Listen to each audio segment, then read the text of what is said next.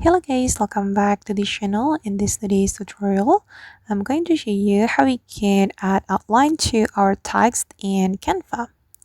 Okay, let's get into it guys. Here I have created a design in my Canva application, and as you can see I have added my text as well to this design, and I'm going to add outline to this text.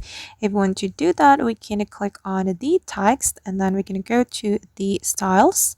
You can scroll all the way to the right around here and click on this effect option.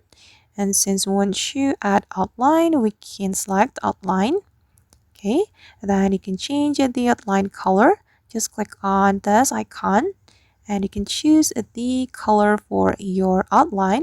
You can also customize the thickness like this. You can increase the thickness or decrease it.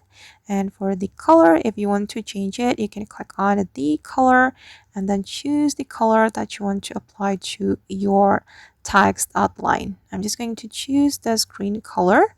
And as you can see guys, that now the outline has been added to my text. Alright guys, and that's all the way to add outline to our text in Canva. I hope this video will be useful for you. Thank you so much for watching and see you in the next video.